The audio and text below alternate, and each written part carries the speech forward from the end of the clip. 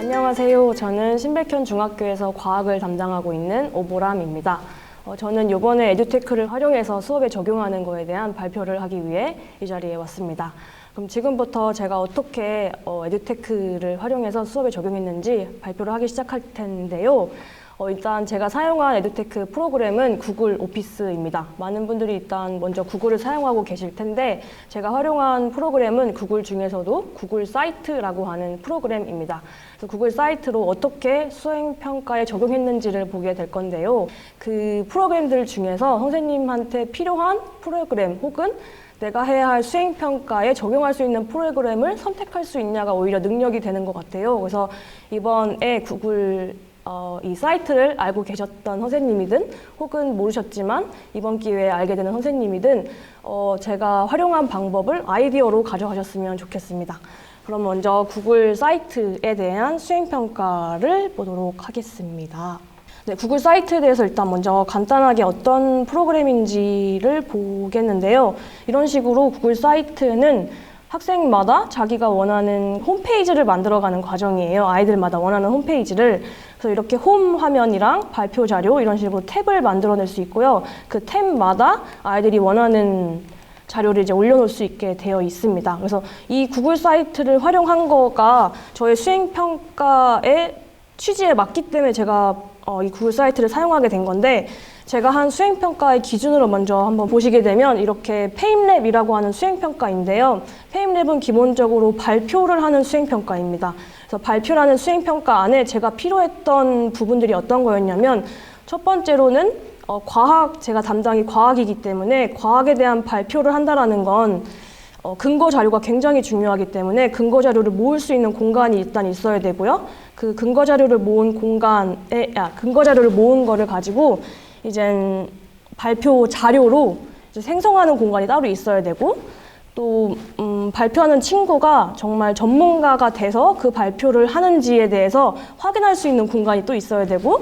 발표하는 친구를 떠나서 그 발표를 듣는 친구들 입장에서 듣는 친구들이 제대로 그 발표를 듣고 있는지를 확인할 수 있는 공간이 저한테는 필요했어요. 그래서 그 공간을 모두 만족하는 하는 프로그램으로 이제 구글 사이트를 선택하게 되었습니다.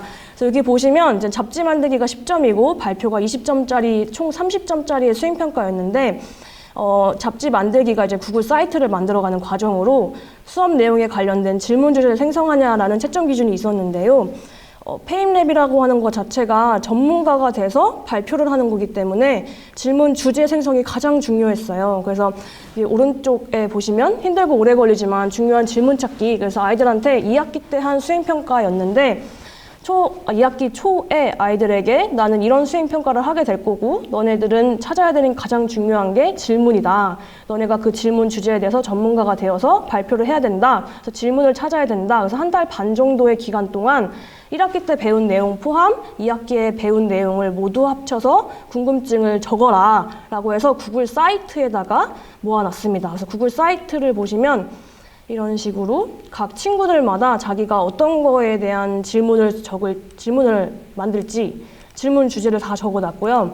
여기 보이는 추가 질문은 그 대주제를 찾다 보면 추가 질문이 생기게 되거든요. 이 에디슨 병이라고 하는 게 걸리는 이유는 뭐일까에 대한 질문 주제에 대해서 추가 질문으로 강아지도 걸릴까라고 하는 질문을 만들어냈는데 이런 식으로 하나의 질문에 대해서 가지쳐서 하나의 추가 질문을 만들어내는 것도 여기 보시면 여기 질문 주제와 연관된 추가 질문을 생성함이라고 하는 걸로 지금 만들어 놨습니다. 그래서 이렇게 한 달 반 정도를 아이들이 질문을 찾기 위한 과정을 거치게 되고요. 그거에 대해서 이제부터 한 달 반 뒤에서부터 실제적으로 구글 사이트를 만들어가는 과정을 했습니다. 그래서 구글 사이트는 제가 아이들마다 너무 각양각색이면 힘들기 때문에 기본 폼을 제시를 해줬습니다. 그래서 여기가 기본 폼이고 아이들한테 요 기본 폼을 다 준 거예요. 그래서 홈, 발표 자료, 질문 올리기, 친구 발표 자료 요약이라고 하는 탭이 있는 요 기본 폼을 애들한테 주고 요 폼의 내용은 너네 걸로 채워 넣어가라 였습니다. 그래서 제가 원하는 질문 주제 찾는 거 대질문이랑 추가 질문에 대한 질문을 적고 그 질문에 대한 근거 자료는 과학에서 너무나 중요하기 때문에 근거 자료가 누구나 봐도 합당한 근거 자료여야 된다 였어요. 그래서 그 근거 자료가 제대로 된 출처에서 온 건지를 확인하기 위해서 이 구글 사이트는 링크 연결이 되게 편안하게 되거든요. 그래서 이렇게 버튼을 만들어서 링크를 연결하게 누르면 그 아이가 가져온 출처가 어딘지를 바로바로 확인할 수 있기 때문에 제가 아이가 정말 과학적인 근거를 바탕으로 한 질문에 대한 답인지를 확인할 수 있게 이런 거를 이제 마련해 놨습니다. 이 근거 자료가 총 4개 이상이어야 되고 그 근거 자료를 자기가 읽고 이해해야 되기 때문에 읽고 이해한 걸 요약해서 한 5줄 이상 넘어가지 않게 서술을 해라 라고 하는 거를 기본으로 넣어 놨습니다. 그래서 이 폼을 줬는데 이 폼에서 첫 번째 이 홈이 아까 제가 원했던 발표라는 걸 하기 위해서 아이들이 필요한 걸로 하나가 이제 근거 자료를 모으는 공간이 필요하다고 했었는데 이 자료가 이 홈이 그 근거 자료를 모으는 공간이 되었고요. 그다음에 이 발표 자료는 그 근거 자료를 가지고 자기가 이제 정리를 하는 과정입니다. 그래서 정리를 할 땐 여기는 이제 친구들한테 직접 보여주는 공간이에요. 발표할 때 보여주는 공간이어서 사진을 집어넣을 수도 있고 이렇게 유튜브를 집어넣을 수도 있기 때문에 아이들마다 자기가 발표할 때 필요한 사진 자료와 영상 자료를 넣도록 해놨습니다. 그다음에 발표를 할 때는 과학적인 내용이기 때문에 대본을 만들어도 괜찮다. 대본을 그냥 만들어도 괜찮다가 아니라 대본을 무조건 만들어라 라고 했어요. 그래서 대본을 여기다가 3분에서 5분 사이에 대본을 만들어 놓으면 여기 있는 내용을 좀 보면서 발표해도 상관은 없다. 였습니다. 그러면 이 대본이 적혀 있기 때문에 애들이 그냥 읽을 수가 있거든요. 그래서 그냥 읽는 거는 안 되잖아요. 전문가가 되어서 발표를 해야 되기 때문에 어떤 걸 집어넣었냐면은 질문 올리기라는 공간을 집어넣어 놨습니다. 그래서 질문 올리기라고 하는 공간은 여기 나중에 다른 친구가 한 걸로 보시게 되면 여기에 이제 패들렛이 인베드가 가능이 돼요. 그래서 패들렛이 있어서 패들렛에서 바로바로 친구들이 그 발표하는 친구의 내용을 듣고 질문을 올리는 공간으로 해서 발표자가 정말 그 내용을 이해했어야지만 전문가가 돼야 됐어야지만 그 질문에 대한 대답을 할 수 있겠죠. 그래서 그런 방패막으로 하나 질문 올리기라고 하는 공간을 마련해 놨습니다. 그다음에 친구 발표 자료 요약이라고 하는 공간은 여기 구글은 가장 좋은 게 구글 프로그램 간에 혹은 구글 내에 있는 오피스 내에서 그 프로그램 간 호환이 굉장히 잘 되거든요. 그래서 여기에다가도 스프레드시트가 인베드가 가능합니다. 그래서 스프레드시트를 넣어놔서 내가 발표자가 아닌 내가 듣고 있는 상황이면 친구들의 발표를 듣고 하나하나 다 정리하게끔 했어요. 그래서 제가 생각했을 땐 발표하는 것도 중요하지만 발표하는 친구의 내용을 잘 듣는 것 또한 굉장히 필요한 자질이라고 생각하기 때문에 이 공간도 이렇게 넣어놨습니다. 아이들이 한 내용을 이제 보게 되면 잘한 친구들은 기본적으로 제가 폼을 제시를 했기 때문에 막 엄청나게 뒤떨어지게 못하는 친구들은 없었는데 잘한 친구들의 내용을 보면 이 친구는 머리에 정수리에 새똥이 떨어졌었나 봐요. 그다음에 1학기 때 운동에너지와 위치에너지에 대해서 배웠었는데 이젠 새똥이 공기 저항을 받지 않고 자기 머리 떨어졌다면 그때 속력이 어떻게 될까라고 하는 궁금증이 나왔답니다. 근데 그 궁금증을 바탕으로 추가 질문으로는 자기 머리 위에 떨어진 새똥이 흰색이었어서 근데 왜 흰색일까를 추가 질문을 해서 이렇게 대주제 질문을 집어넣고 대주제에 대한 근거 자료로 이제 다큐 시선이라고 하는 이 EBS 스토리 이렇게 들어가게 됩니다. 여기서 이렇게 정해준 걸 보면서 이 비둘기는 어떤 높이를 주로 좋아할까? 어디서 살까? 그래서 4에서 10층 높이를 좋아한다. 그럼 4에서 10층 높이는 어느 정도의 높이인지를 알아야 되니 아파트 평균 높이를 한국건설기술원에 들어가서 근거 자료로 이제 가져오는 이렇게 해서 가지고 왔습니다. 그다음에 새똥이 왜 흰색일까라고 하는 이제 추가 질문에 대해서는 근거 자료로 이런 거를 이제 사용할 거다라고 해놨습니다. 그래서 발표 자료, 실제적으로 진짜 앞에 나와서 발표할 때 친구들한테 보여줘야 되는 부분은 이제 이 부분이었어요. 그래서 자기가 어떻게 될까라고 하는 거를 직접 계산하는 과정을 친구들한테 하나하나 설명해 줬습니다. 그래서 결과적으로 공기 저항이 없다면 내 머리 정수리에 떨어진 건 16m/s의 속력으로 이제 떨어진다라고 하는 가정을 적어놨고 이제 요거를 발표 자료로 했습니다. 마지막에 이전 대본 자료도 쭉 있습니다. 그럼 이 친구가 발표를 했지만 정말 이해하고 발표했는지 안 했는지 이제 확인해야 되잖아요. 그래서 친구들이 이제 질문을 올립니다. 여기 보시면 이렇게 패들렛이 인베드가 되어 있습니다.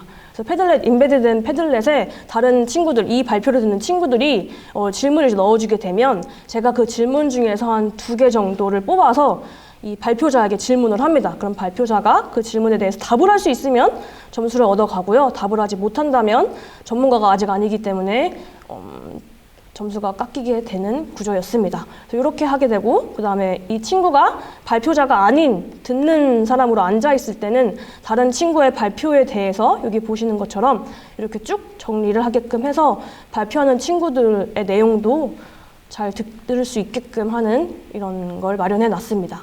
그래서 예시로 하나만 더 보면 이 친구는 이제 카페인 공부를 열심히 하는 친구긴 한데 카페인이 왜 잠을 못 들게 할까라고 하는 거에 대한 근거 자료를 이렇게 모아놨습니다. 친구 영어를 잘하는 친구라 다 죄다 영어를 가지고 모아왔는데 이렇게 근거 자료로 모아왔고요. 여기 그 다음엔 그거에 대한 추가 질문으로 근데 왜 나는 카페인을 마셔도 잠이 오는 걸까에 대해서 궁금해서 이 근거 자료로 모아놨습니다. 이 근거 자료를 바탕으로 이제 발표 자료, 실제적으로 아이들 앞에서 섰을 때 사용하는 걸로는 이런 그림을 보여주면서 근거를 설명을 해주게 되고요. 그다음에 제가 나중에라도 혹시 이 아이가 어떤 발표를 했는지 생기부를 적어야 될 때 필요한 부분으로서 이 대본이 이렇게 존재합니다. 그래서 이 친구에 대해 발표에 대해서 다른 친구들이 발표를 듣고서는 질문을 이렇게 올리게 되면 여기서 제가 한두 개 골라가지고 발표자한테 물어보게 되고 그럼 이 발표자 친구는 발표를 하고 나서 이제 들을 때는 아까처럼 이렇게 구글 사이트에다가 구글 스프레드시트에다가 이렇게 정리를 해가지고 열심히 정리했죠. 정리를 해서 놓치지 않고 잘 들은 거를 알려주는, 확인하는 공간으로 사용이 되었습니다. 이렇게 구글 사이트는 제가 원하는 수행평가를 하기 위해 최적화된 프로그램이었어요. 그래서 이거가 끝나고 났는데 너무 아까워서 그 다음 수행평가에 최세포 분열 과정을 확인하는 수행평가가 있었는데 이거를 그냥 버리기가 너무 아까워서 수행평가의 한 부분이 최세포 분열 과정을 현미경으로 직접 관찰하고 사진을 찍게끔 했어요. 근데 이거를 한 이유는 제가 모든 아이들이 현미경을 다 잘 사용할 수 있었으면 좋겠다라고 하는 로망을 갖고 있는데 아이들마다 제대로 상을 찾았는지 안 찾았는지를 확인하는 게 너무나 힘들기 때문에 너네가 상을 찾았으면 사진 찍어라. 그러고 만약에 그 사진이 다른 친구랑 겹치면 그건 무효다. 그래서 모든 아이들이 다 상을 찾게끔 하는 과정으로 해서 상을 찾은 다음에 특징 적고 정리하는 공간으로 이렇게 하나의 또 다른 부분으로 만들었습니다. 그래서 이거를 하고 나서 느낀 건 아이들이 1년 동안에 만약에 이 구글 사이트를 활용을 한다면 하나의 포트폴리오로 쭉 간직할 수 있기 때문에 더 의미가 되지 않을까 하는 생각이 들었습니다. 그래서 이 구글 사이트를 이용한 수행평가 활용 과정은 이런 방법으로 진행이 되었고요. 제가 한 또 다른 구글 스프레드시트로 수행평가를 간단하게 진행을 하게 되는데 스프레드시트는 워낙 많은 선생님들이 알고 계시기 때문에 이게 왜 좋은지만 제가 활용했을 때 어떤 부분이 좋았는지만 이제 설명을 드리자면 학생들한테 온라인으로 과제를 제시하는 게 굉장히 편합니다. 그래서 저는 학기 초에 너네들이 해야 할 수행평가 이런 게 있는데 이런 걸 너네가 했는지 확인하고 싶다면 언제든지 들어와서 볼 수 있게끔 구글 스프레드시트 QR을 만들어서 학기 초에 스티커로 나눠줍니다. 그래서 라벨지에다 인쇄를 해서 제작해서 주게 되면 아이들이 그 스티커를 책에다가 이렇게 붙여놓게 되고 그럼 언제든지 요즘엔 다 패드를 갖고 있기 때문에 그래서 그걸 바로바로 확인해서 자기가 했는지 혹은 부족한지를 확인할 수 있게끔 했습니다. 그래서 그런지 애들이랑 수행 점수로 제출했느니 제출하지 않았는지 이런 걸 할 필요가 없기 때문에 수행 점수로 쌓을 필요도 없게 됐고요.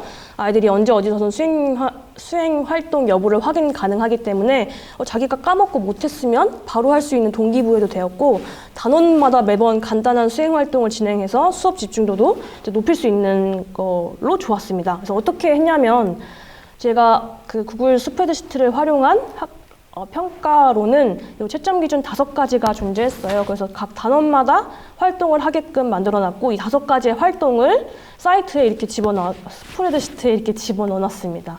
그래서 여기 보시면 이런 거 하나가 다 내용이 들어가 있습니다. 그래서 구글 스프레드시트에 제가 해야 할 그 수행평가의 기준이 하나하나가 담겨 있어서 아이들마다 그 활동을 했는지 안 했는지를 이렇게 표시를 하게 되면 안 했으면 X, 했으면 1, 그럼 자기가 바로바로 확인이 가능하게 됩니다. 그래서 이거 같은 경우에는 많은 선생님들이 또 사용을 하고 계실 것 같긴 하지만 이렇게 수행평가를 진행하게 되면 아이들과 싸울 필요 없이 아주 편안하게 수행평가를 완료할 수 있게 되는 간단하지만 효율적인 방법인 것 같아서 좋은 것 같습니다. 제가 생각했을 땐 에듀테크 자체는 모든 선생님들이 이미 사용하고 있다고 생각을 합니다. 근데 그 많은 것 중에 내가 할 걸 선택하고 선택한 거를 어떻게 적용해서 사용하냐가 중요한데 아직 안 사용해 보셨다라고 한다면 구글 사이트도 너무 좋지만 스프레드시트로 수행평가 정리하는 것도 너무나 간단하지만 좋은 방법이라고 생각합니다. 그래서 시작이 가장 어렵다. 하지만 선생님들은 언제나 시작만 하면 할 수 있다고 생각합니다. 다음 수행평가는 스프레드시트 정리하는 걸로 한번 해보시면 좋을 것 같습니다. 감사합니다.